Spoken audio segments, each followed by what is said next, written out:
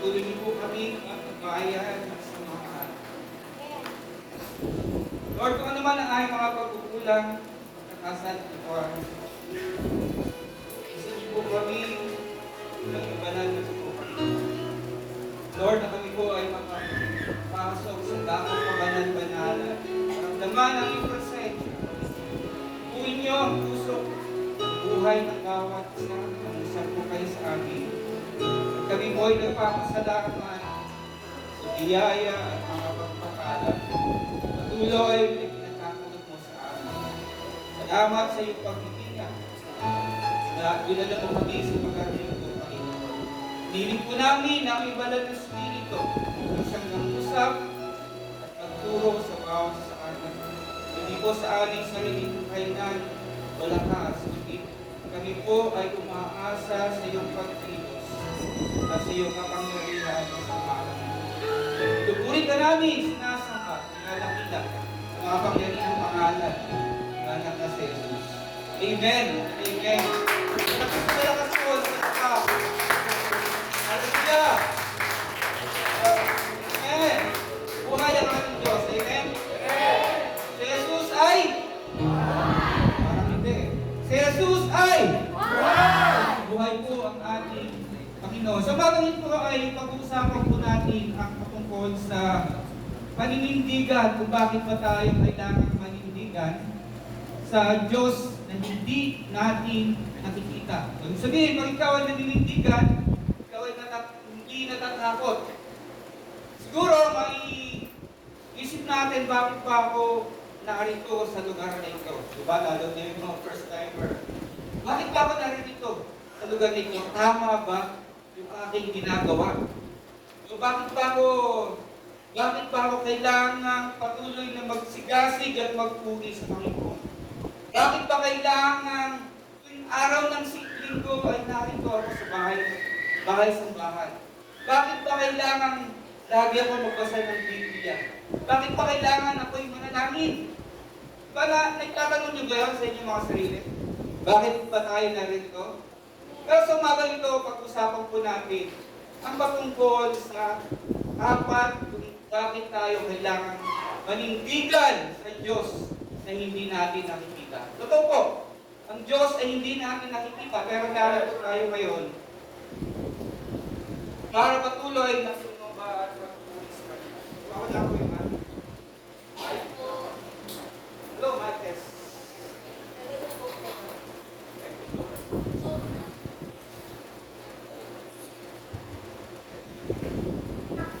Hallelujah. Praise the name of Lord God. So na po natin mga kapatid, 6,000 years ago, napakahaba na. 6,000 taon. Yung ginawa ng Diyos, yung kanyang napakahabang plano, mula kay Adan, mula sa paglikha niya kay Adan, hanggang sa panahon natin, ay inabot na ng 6,000 years. 6,000 taon, ganun kahaba na yung plano ng Diyos sa bawat sa atin.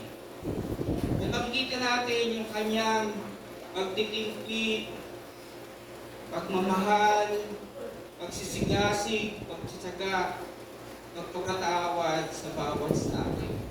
Ito po, mahal tayo ng ating Panginoon. So sa umagang ito ay pag-usapan natin ang patungkol sa 4 na dahilan kung bakit tayo kailangan panindigan sa Diyos na hindi natin nakikita. Ano ba yung nagsimula po ito sa pangako niya kay Abraham? Mula Genesis, kung ating pong tutunghayan, nilikha niya si Adan at si Eva at lumabas po ang panahon ni Noah, yung kanyang pagliligtas sa Noah's Ark.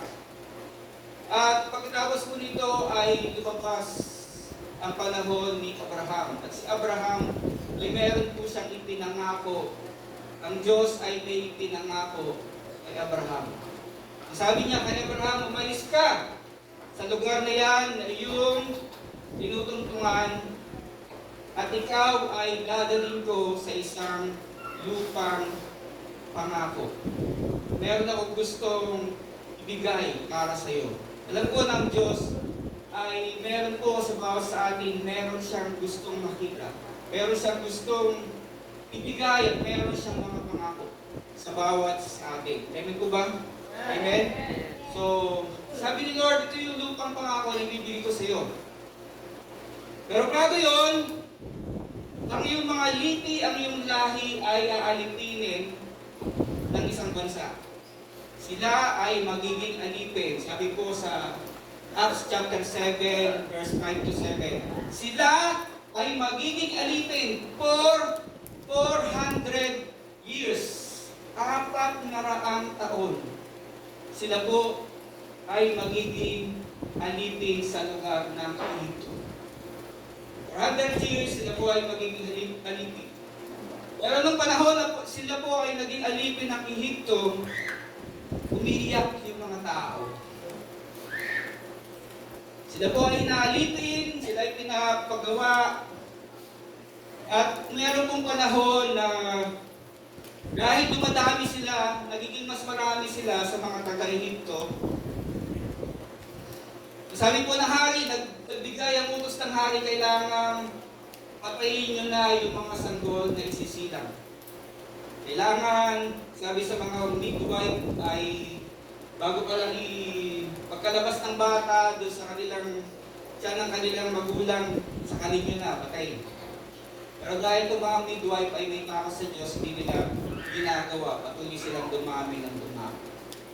Ang kaya sabi ng hari, sabi ng Paraon, sige, yung mga bata, lahat ng sanggol na ipapanganak ay binagis niyo sa ilog para mamatay. Ang tanong ay sino ang magliligtas sa kanila at paano sila liligtas? Nakuha niyo po ba? Naintindihan niyo po ba yung kwento sa Biblia?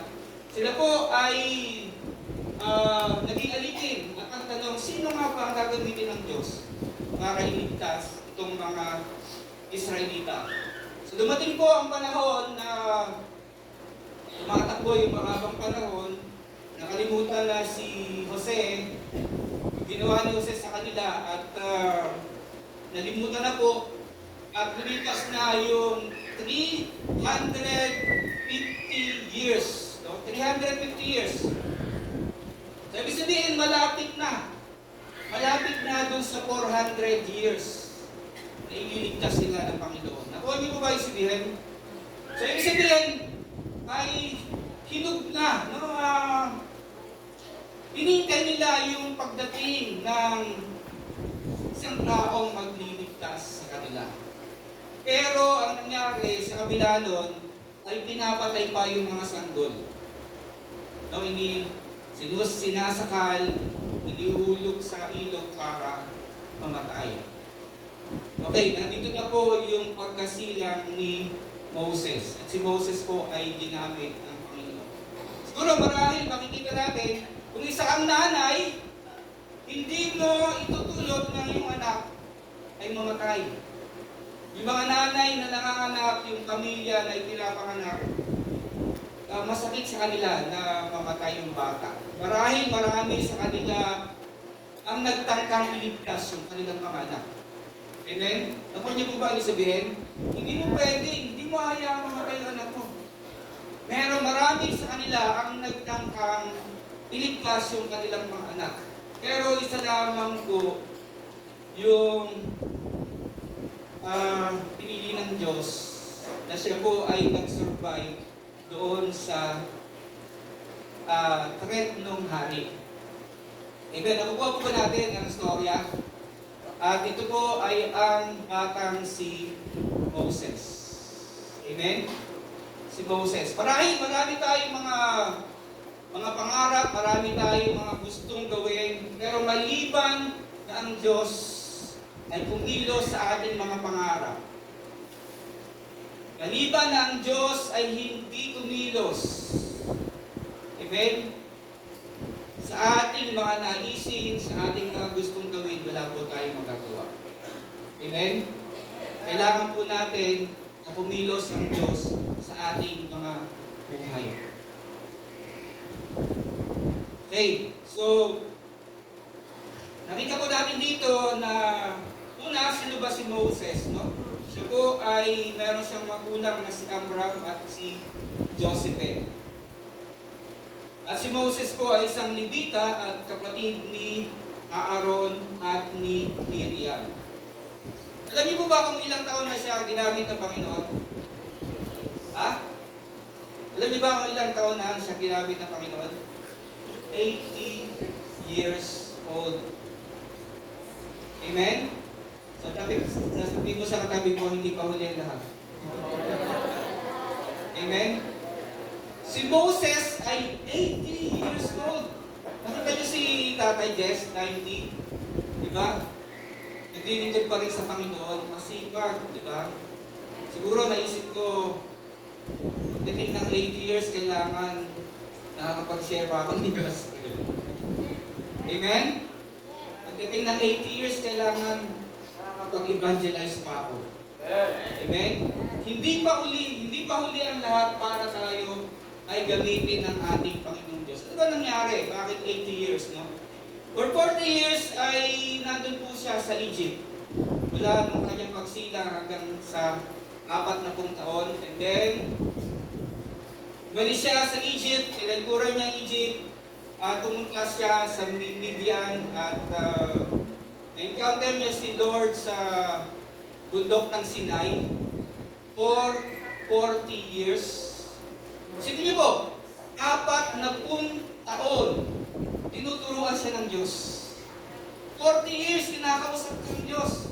Amen? So, hindi po imposible na makapagsulat ka ng 5 libro. Genesis, Exodus, Leviticus, Numbers, Deuteronomy. For 40 years, kausap mo si Lord. Tinuturo sa iyo kung ano yung mga gagawin mo. Amen? So tayo po sa ating mga pag-basic, sa ating pag-aaral, kailangan po natin aralin yan. Amen? Kailangan po natin pakinggan ng Diyos. Amen po ba? Yeah. So, paano kung gagamitin ka ni Lord after 40 years, tuturuan ka pala after 40 years? Diba? Amen? So, kailangan tayo magtyaga sa ating mga ginagawa, pag-gitara, pagkanta. Kahit mahaba yan, pero mayroong pagkakataon na yung oras na nagagamitin tayo ng ating Panginoon Diyos. Handa ba kayo? Dapat tayo gamitin ni Lord? Parang hindi yata. Tupikin mo nga yung katabi at pisilin mo ang ilong. Sabihin mo sa kanya, handa ka pa. Pag-aaming sa Panginoon. So, mamaya ho, bago tayo magtapos, talagang sa ating mga pag-uusap, talagang kailangan italaga natin yung ating sarili sa paglilingkod sa Kanya. Okay, sa aklat po ng Hebreo chapter 11. Hebreo 11 verse 23. Verse 23 po ng Hebreo. Aklat po ng Hebreo verse 23. Diyan na po ba kayo? Babasahin ko. Dahil sa pananampalataya, hindi natakot sumuway ang magulang ni Moses sa utos ng hari. Sapagkat nang makita niyang maganda ang sanggol, itinago nila ito sa loob ng 3 buwan. Hindi sila natakot. So makita po natin, yung kanyang magulang ay mayroong vision, mayroong pangitain sa kanilang mga anak. Alam natin, yung mga magulang, meron agad tayong pangitain sa ating mga anak. Tama ba yun? Diba? Yung kanilang habang sila lumalaki, tinatanong mo na sila anong gusto mong maging paglaki mo. Amen po ba?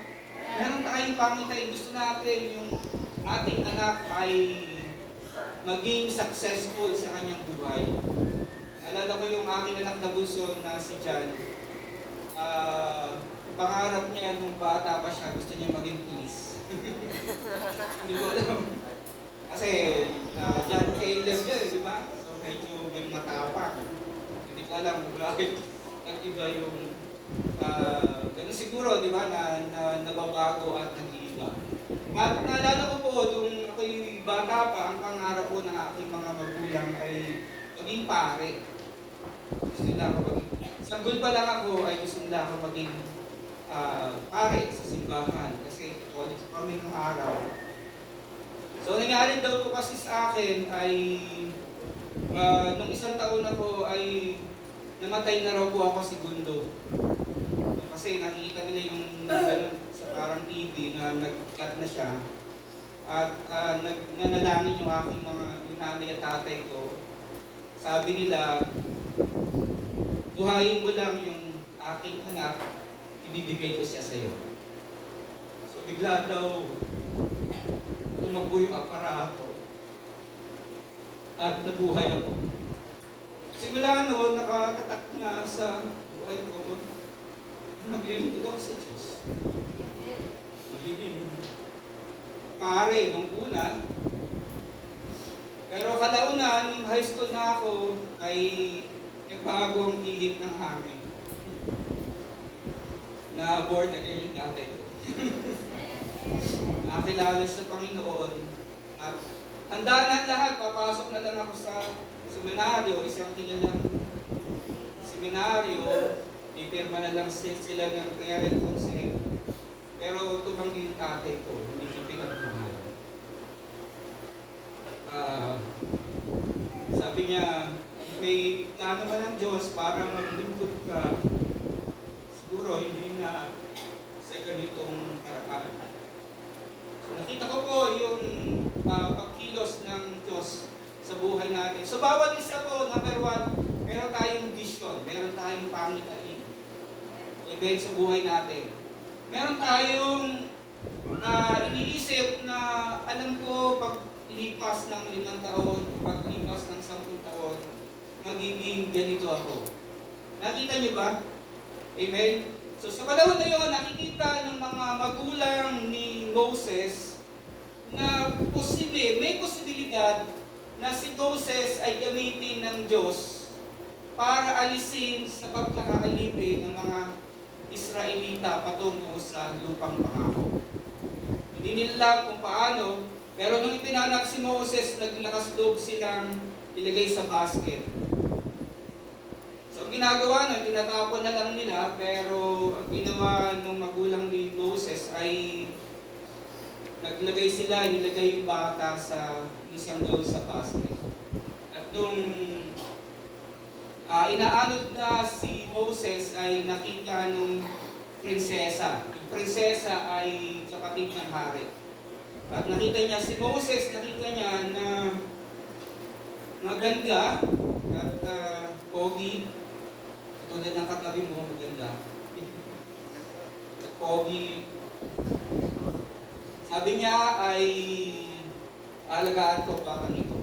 Lumapit yung kapatid ni Moses na si Miriam at nag-alok, ang sabi niya ay meron po akong kilala para alagaan yung bata. Sabi ng prinsesa, sige, kuha mo ako ng pag-aalaga sa bata nito. Kinuha niya yung kanyang nanay, yung mismong nanay ni Moses at inalagaan siya sa loob ng 3 buwan. After 3 months ay kinuha na po siya ng prinsesa at siya po ay nabuhay. No? Siya po ay nagkaroon ng pagkakataon. So number 1, meron pong vision. Meron tayong vision. Meron tayong pangitain sa ating mga buhay. Nakita po natin, letter B, no, sa bata pa siya ay kinalugdan na siya ng Diyos. Naluluhod ang Diyos sa kanyang buhay. So marami po na namamatay nung panahon ni Moses ng mga sanggol, pero pinahintulot na ang batang si Moses ay mabuhay. Dahil po siya ay kinalugdan. At letter C po ay sa Numbers 12:6-8. Sabi po doon siya ay mismo walang katulad si Moses.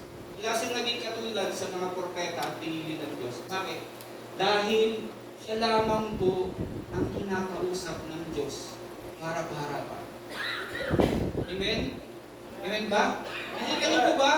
Na kapag gusto niya kausapin ng Diyos, papasok siya sa isang tent, sa isang templo, at pagpasok niya sa tent, yung ulap ay pupunta na sa tent at kakausapin niya si Moses. Grabe talaga. Sabihin nga natin, grabe talaga. Grabe talaga. Di ba kakaiba? Kausap mo personal ng Diyos, narinig mo mismo yung kanyang tinig. So kakaiba, no? Kakaiba itong si Moses. Marahil dahil sa meron siyang pangako na iniligtas niya sa pagkakalitin ng mga Israelita, kailangan niya ng kumilos. So maliban po na hindi kumilos ang Diyos sa buhay natin, wala tayong magagawa. Amen? Sabihin nga natin, maliban, hindi kumilos ang Diyos sa buhay natin, wala tayong magagawa. Kahit gaano pa kaganda ang iyong mga pangarap, kahit gaano pa kaganda ang iyong plano, kahit gaano pa kaganda ang iyong naisip, yung mga magulang ng mga bata, nag-try sila na iligtas yung kanilang mga anak, pero walang nangyari. Pero nakita po natin sa buhay ni Moses, amen, kumilos ang Diyos sa kanyang buhay. Niligtas niya ang buhay ni Moses dahil meron siyang plano. Ang plano na alisin ang mga Israelita sa pagkakaalipin at dalhin sa lupang pangako. Amen? Makita ko natin nung 40 years old na siya, nabuhay siya bilang anak ng prinsesa. Nag-try siya na naisip niya na pwede akong gamitin ng Diyos para alisin ang mga Ehipto sa pagkakaalipin. So ano ginawa niya? Merong isang taskmaster, isang naglalatigo, nag-aapi sa isang Israelita. Sinasaktan niya isang Israelita. Nakita ni Moses. Alam niyo kung anong ginawa niya? Pinatay niya yung Ehipto na umaalipin doon sa Israelita. Pinatay niya at ibinaon niya sa lupa. Akala niya ay walang nakakakita. Pero kinabukasan, nangyari, yung kinabukasan, nakita niya yung Hebreo, parang Israelita na nag-aaway.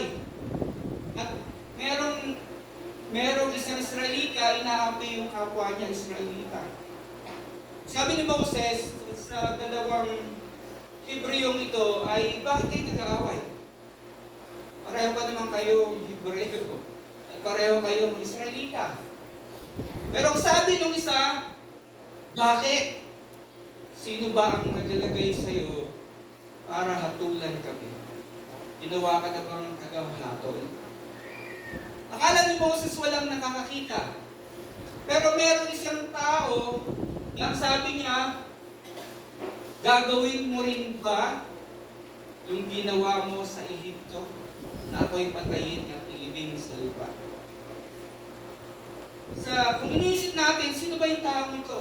Alam niyo ba na itong taong ito ay yung kanyang iniligtas ang buhay? Yung isang taon na dinilala ko siya ng Ehipto, pinatay niya yung Ehipto, binawon niya sa lupa. Pero yung taong inaalipin at iniligtas niya, yun ang nagsabi sa kanya,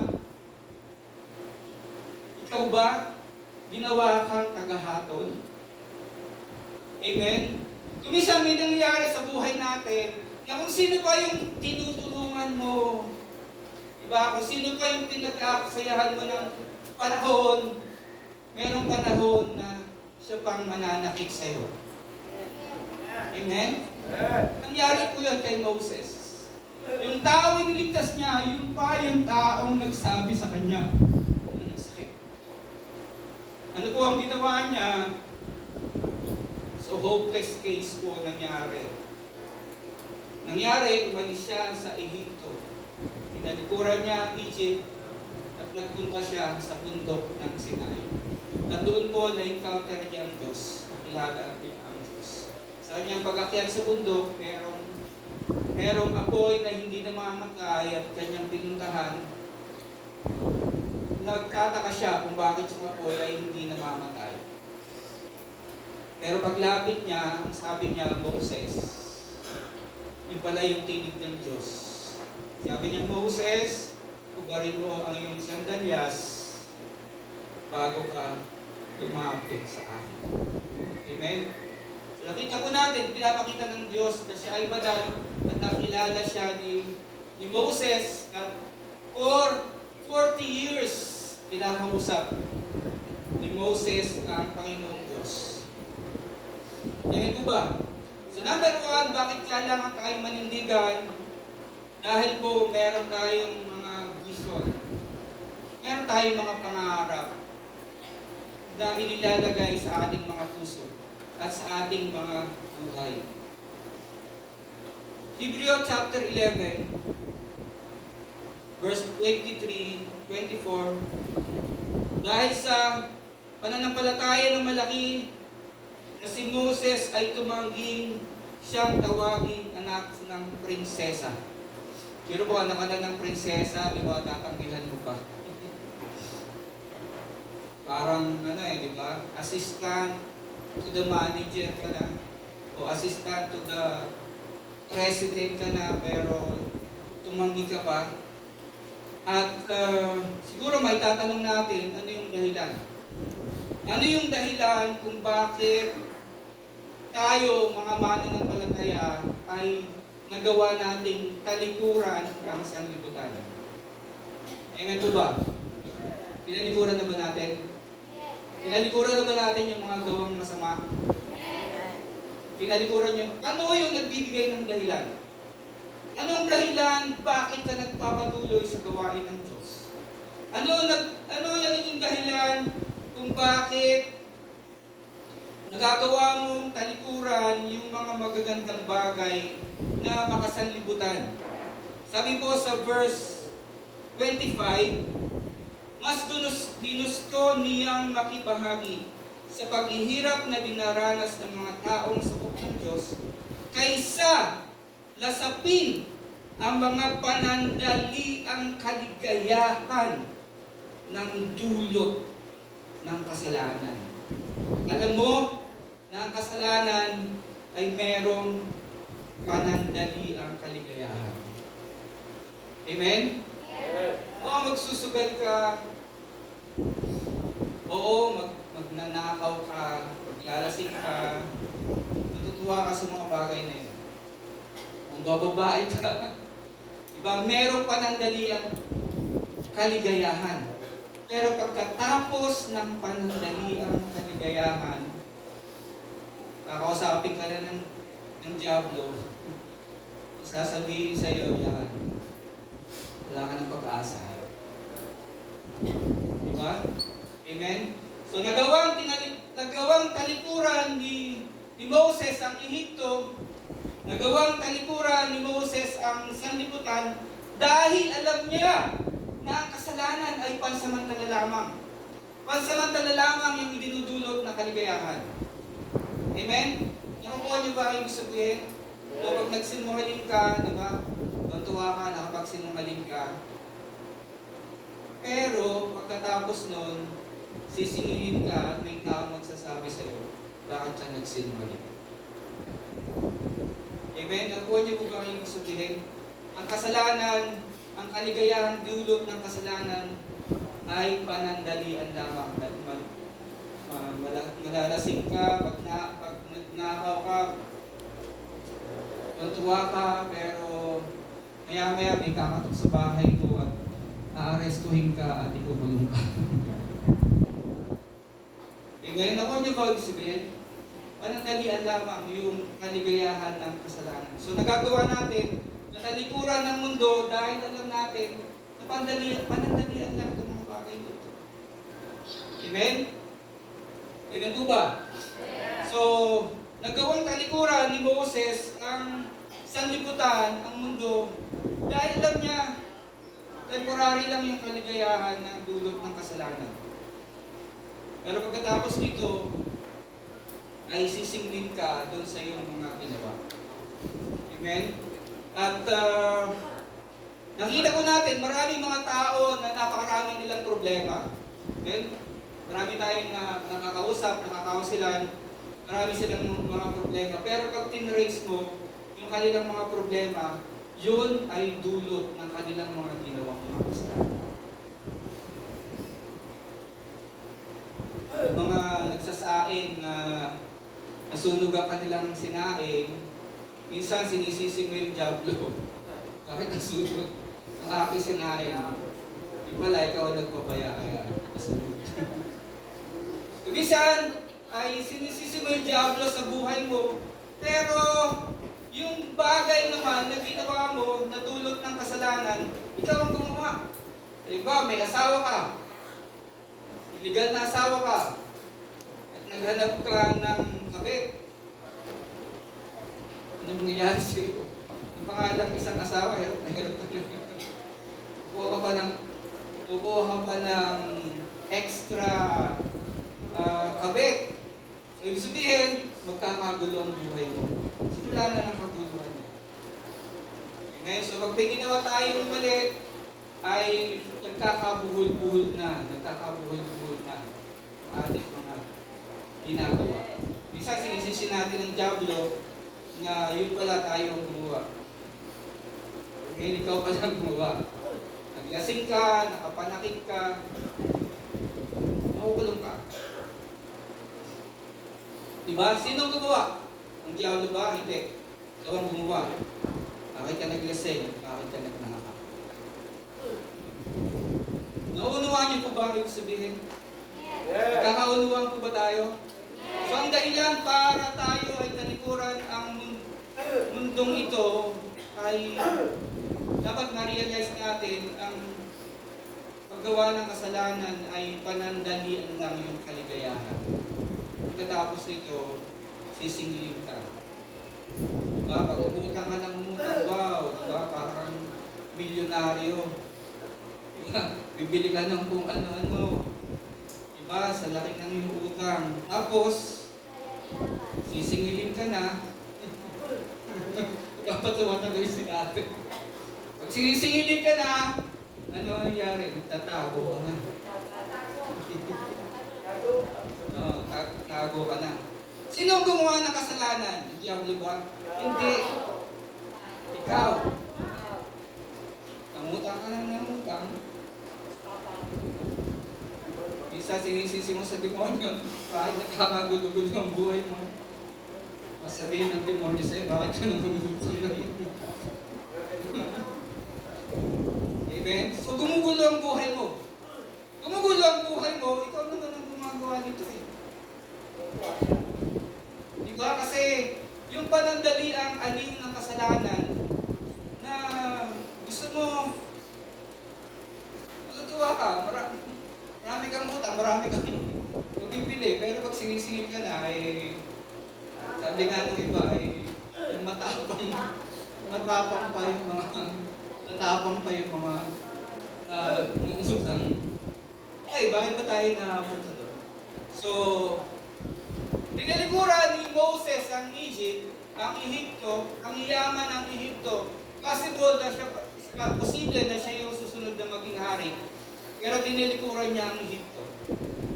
Dahil alam niya na ang kaligayahan sa kasalanan ay panandalian niya. Verse 26, tinuring niyang mas mahalaga ang maalipusta para kay Kristo. Pinili niya. Tayo, pinipili natin na maraming musik sa atin, di ba? Tama ba yun? Marami.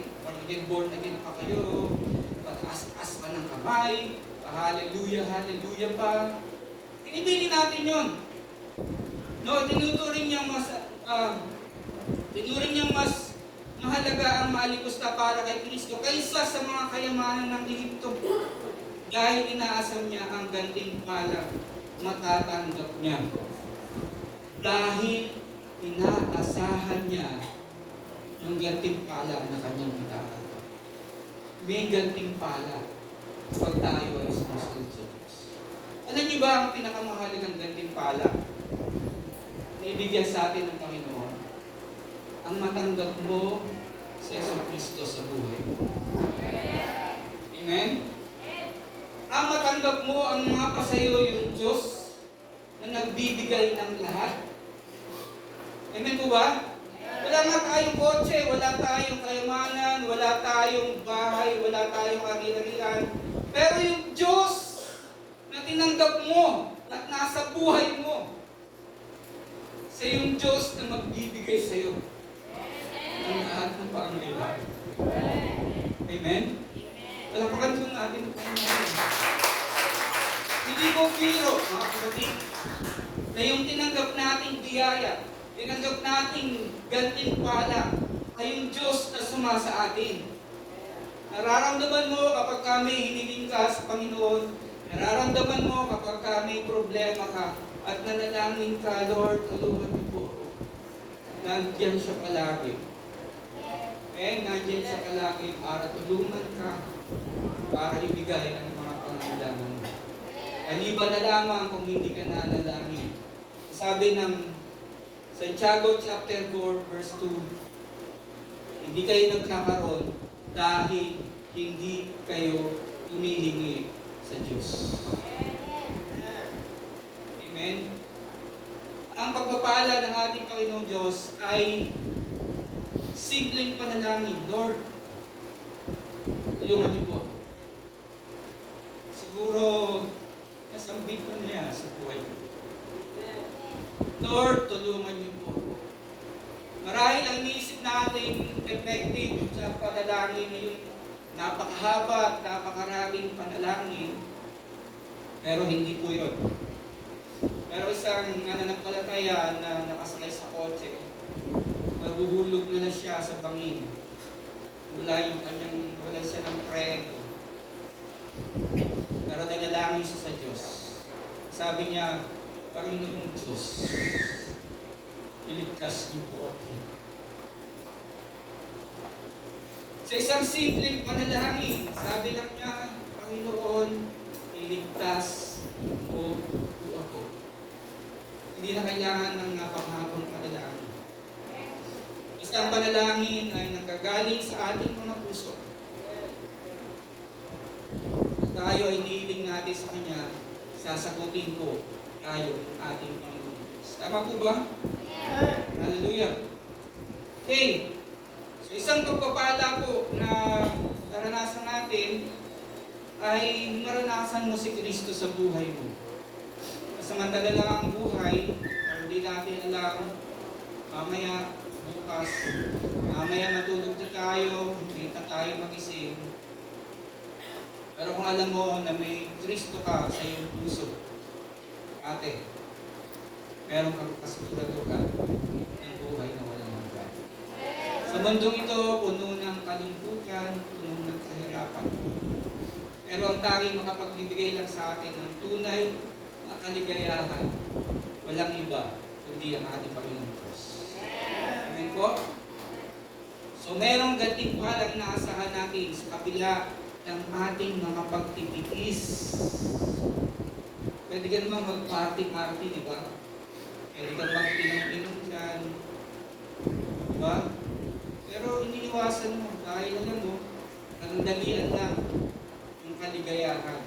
Nag-party-party ka nga pero inom-inom ka pero kinabukasan nakapasok ka naman sa rehas ng gulog na.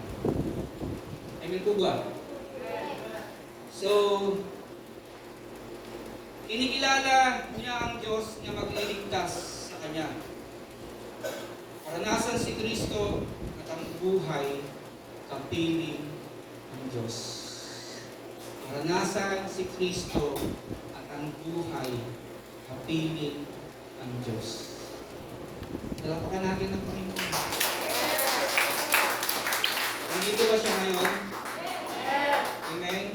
Nagagalak ba kayo? Puno ba kayo ng kapayapaan? Puno ba kayo ng kagalakan? Puno ba kayo ng pag-ibig? Hindi pwedeng bilhin ng kapayapaan. Amen?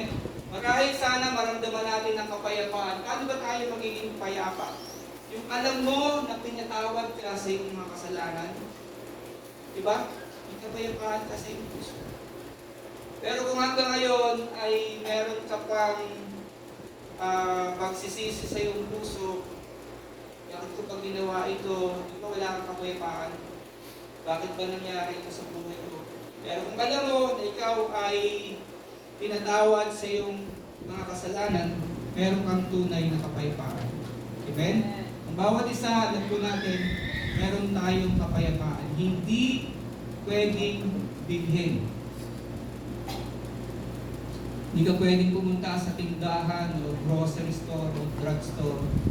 Pabili nga po ng 1 kilong kapayapaan. Wala.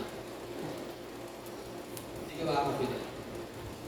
Ang kapayapaan lang po mararamdaman natin kapag tayo po ay lumapit sa Diyos at nagsisi ang ating mga kasalanan. Isipin nyo na po ngayon, lahat kung ano yung pinakamabigat na kasalanan na gawa mo at naisip mo na hindi ka kayang patawarin ng Diyos, kaya ka ho ng patawarin. Ano man ang kasalanan na gawa mo? Handa siyang magpatawad. Yan po yung pag-ibig ng Diyos na ipinapakita niya sa bawat isa. Verse 27, dahil sa pananampalataya, iniwan ni Moses ang Ehipto at hindi siya natakot magalit ang hari sa kanya, nanindigan siya, parang nakikita niya ang Diyos na hindi nakikita. Ang Diyos naman na hindi natin nakikita. Tama ba? Amen? Sabi nga, nakikilala na kayo ay mga disipulo kung kayo ay nagmamahalan sa isa't isa. Amen? Pero ba tayo magmamahal? Mahal ba natin yung ating kapatid?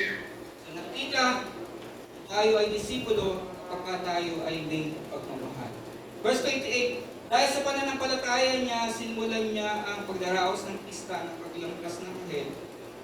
Inutusan niya ang mga Israelita na pahiran ng dugo ng tupa ang mga pintuan nila para maligtas sa mga panganay nila sa anghel na papatay sa mga panganay ng mga taga-Ehipto. So number 3 ay pagtatalaga ng buhay sa pagtilingkod sa Diyos. Kailangan po natin talaga ang ating buhay. Okay? Bakit ba? Nung time na yun ay mamamatay sana yung mga panganay. Papatayin sana ng Diyos ang mga panganay. Papatayin niya. At ginawa ni Lord, sabi niya, kumuha kayo ng bakang tupa, kakain nyo at sintugunan ng bahay ninyo sa hamba ng inyong mga bintana, inyong mga pintuan. Para pagdaan ng anghel na umugsa ay hindi mamatay ang inyong mga panganay. So nangyari po ay dumaan yung anghel na namumugsa at yung mga panganay na mga Ehipto ay mga namatay. Nagkaroon po ng judgment sa Egypt. Namatay yung mga panganay ng mga Ehipto. At yung mga panganay ng mga Israelita ay in-spare niya yung kanilang buhay. Hindi po sila namatay. Sabi ng Panginoon, yung mga panganay, anak nyo, ay talaga nyo sa akin para maglingkod sa aking templo. Amen? Yung mga panganay, nabasa nyo na ba yun? Yung mga panganay, yung ating buhay ay para sa Diyos. Pero nagbago po nagkaroon po ng pagbabago nung si Moses ay umakyat sa bundok. Pagbaba niya, nakita niya yung mga Israelita na gumawa ng mga idolo. Sila po ay nagsamba sa mga Diyos-Diyosan. So sabi ni Moses ay binato niya yung Ten Commandments sa mga tao na gumawa ng mga Diyos-Diyosan. At sabi ni Moses, yung mga panig sa akin, pumunta sa akin sa kanan. Pero yung mga hindi panig sa akin, pumunta sa kaliwa. So, pumunta sa kanya yung mga Levita at yung ilang mga Israelita. At ang ginawa ni Moses, alam mo yung ginawa ni Moses? Alam mo yung ginawa ni Moses? Yung plato na nakasulat doon yung 10 kautusan na basa, ang ginawa niya, pinakuluan niya at pinainom doon sa mga nagsamba sa mga Diyos-Diyosan. At ito mga nagsamba sa Diyos-Diyosan, yung mga nasa kaliwa ay tumuka ang lupa at sila ay kinain ng lupa. Ang gumawa ng mga rebulto at gumawa ng mga idolo na kanilang sinasamba. So, sabi ni Lord, i-spare niyo sa akin yung mga Levita. Yung mga Levita na ngayon, yung lahi ni Moses ng mga Levita, ilalagay niyo sila ngayon para sa paglilingkod sa akin. Kapalit ng mga panganay. So yun po yung naging nagkaroon ng pagbabago. So yung mga Levita na ngayon, sila na ngayon yung naglilingkod sa templo. At ito pong mga Levita ay hindi sila binigyan ng lupa na kanilang para sakupin yung malaking lupa. Mga Levita ay binigyan lang sila ng matitirhan at binigyan ng mapapagpastulan na kanilang mga lupa. So, dito po nanggaling yung salitang pastor. Dahil yung mga Levita ay nagpapastol ng mga lupa. So, yung mga lingkod ng Diyos na naglilingkod para sa templo, para sa tabernakulo, ay meron silang mga trabaho. Nag-aalaga ng lupa. So, tayo ngayon ay bilang mga saserdote ng Diyos. At hindi naman lahat ng Levita ay full-time sa tabernakulo. Amen? Tayo ngayon ay ginawang saserdote ng Diyos. Hindi naman tayo lahat full-time. Pero tayo ay may mga trabaho. Amen? Amen po ba? Bigyan tayo ng trabaho at ang pinaka-main na trabaho natin ay hindi ang pagtatrabaho at hindi pag-aalaga ng lupa. Ang pinaka-main na trabaho natin ay ang templo ng Diyos. Tayo po, ang nag-aalaga dapat ng templo, tayo po dapat ay laging nasa templo. Ang mga Levita po, sila yung nag-aalaga ng mga kagamitan ng tabernakulo.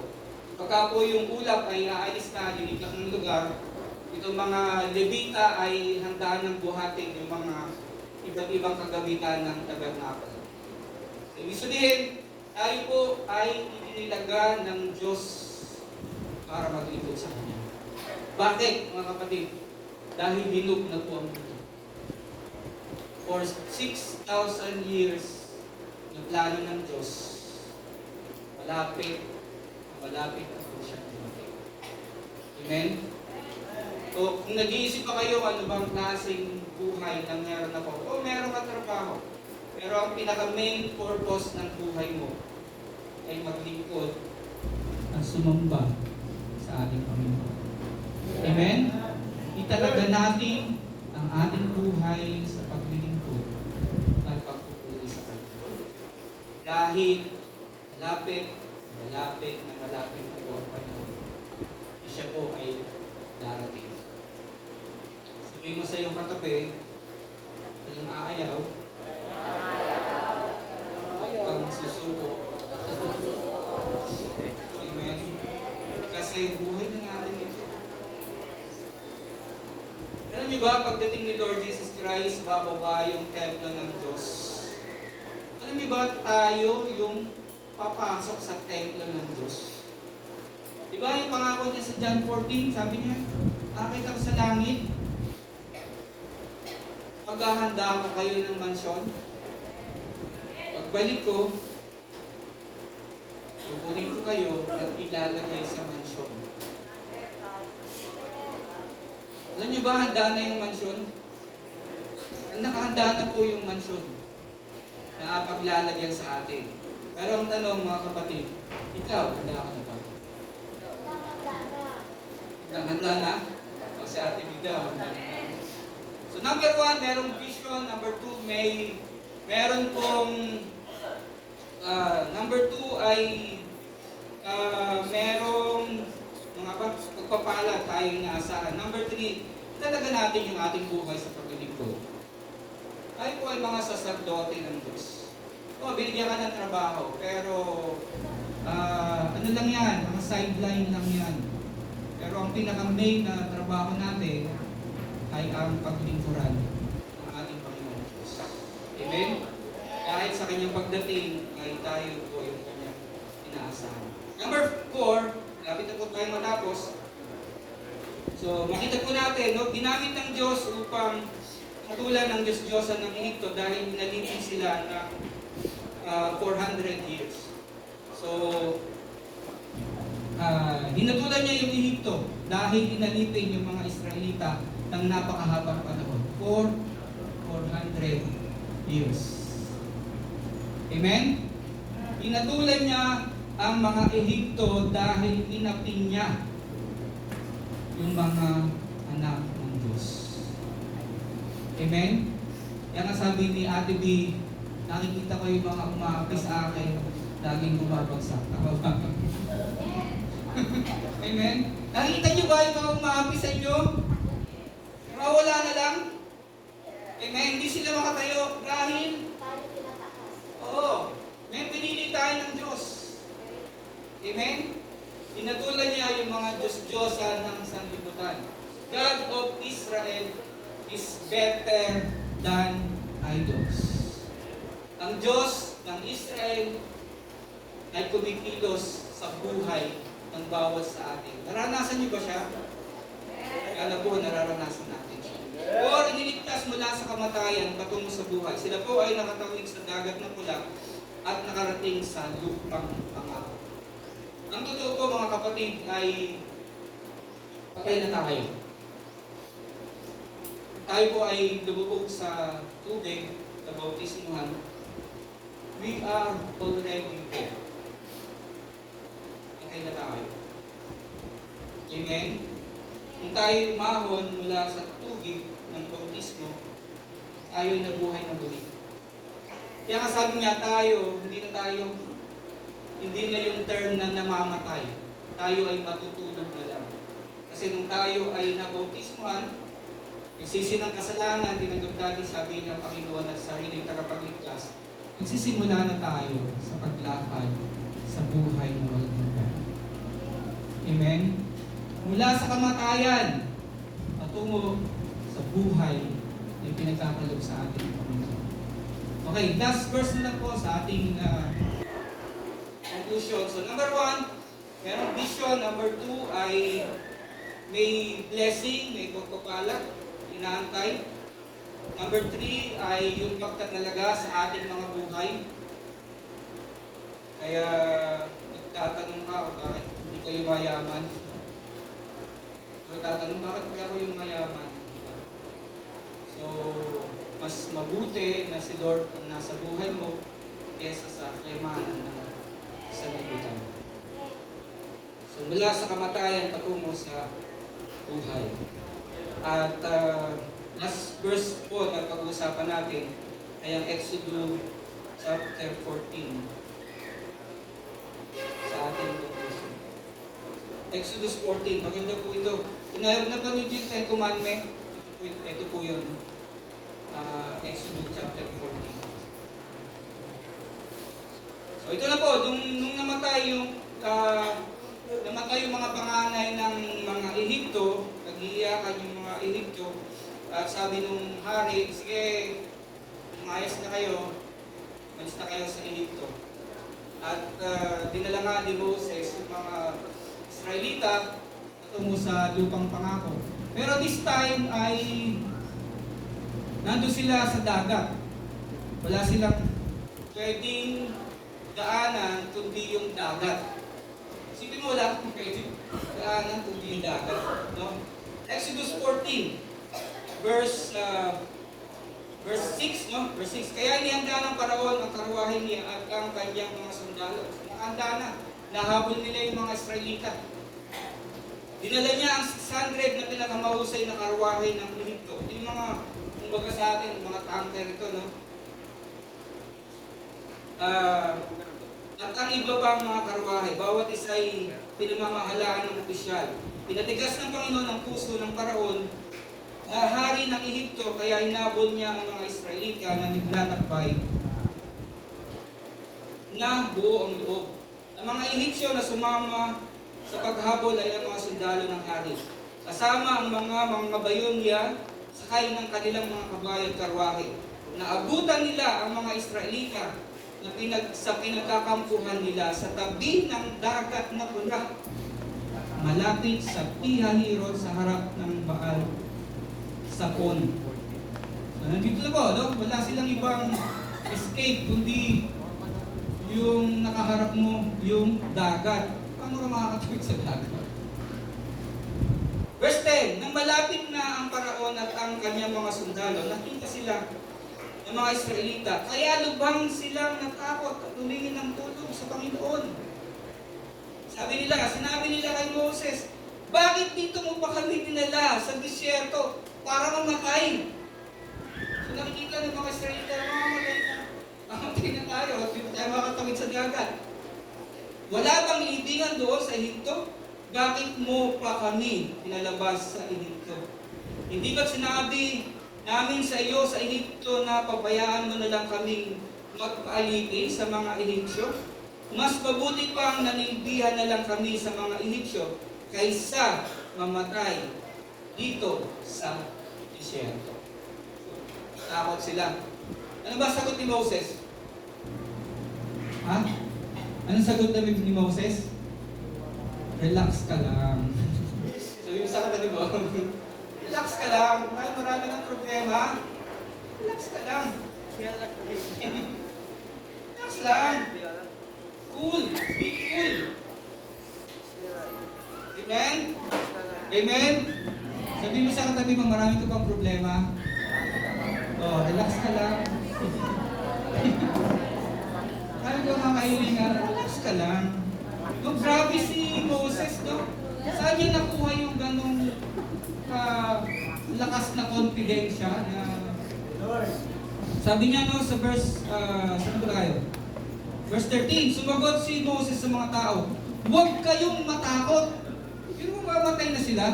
Sabi pa sa mga Israelita, huwag kayong matakot. Magpakatatag kayo at makikita ninyo ang pagliligtas ng Panginoon sa inyo sa araw na ito. Ililigtas tayo ng Diyos. Dahil lang ni Moses, sinabi na ni Moses sa kanya, kapag ka itinuro mo yung baston sa dagat, mahati ang dagat. Magkakaroon ng tuyong lupa na inyong lalakaran.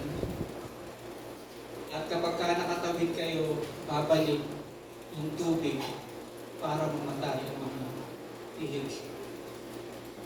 Sabi rito, ang mga Ehipsyo nakikita ninyo ngayon ay hindi na ninyo nakikita pang muli. Grabe yung confidence ni Moses, no? Pero mga tao na ganito, no? Gaya ni Pastor Wara, di ba? Marami kang problema, pero sabi sa'yo, relax ka lang. Amen? Cool ka lang. Thank you si Lord.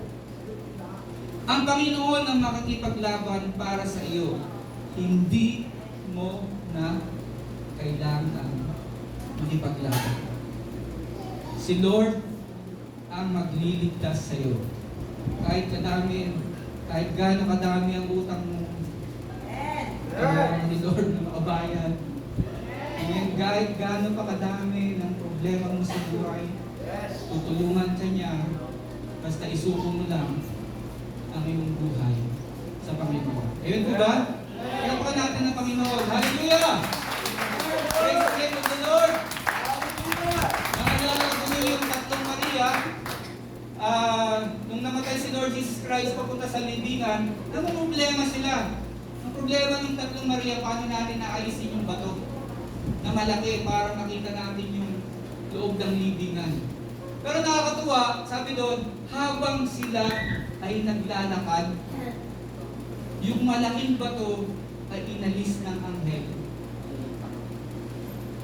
At pagdating nila, ay bukas na ang libingan. May mga problema, nakakala mo lang problema, iniisip mo problema, pero pagka nagtuloy ka sa buhay Kristiyano, sa buhay pananampalataya, wala naman palang problema. Na-imagine mo lang pala na may problema. Sabi ng tatlong Maria, sino mag-aalis ng bato? Pero habang sila'y naglalakad, habang sila'y nagpapatuloy sa pananampalataya, niliresolba ng Diyos ang ating mga kahilingan at ang ating mga problema.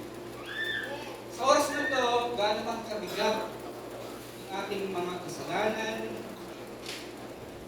gaano man kabigat ang ating mga suliranin sa buhay, si Kristo lang ang ating kailangan. Amen po. Naaliyahan po natin ang ating dalawang first timer. Meron tayo doon mga first timer na pumunta sa harapan ang ating panalangin sa sa oras dito. Meron po kang ibang first timer. Meron po bang ilang first timer?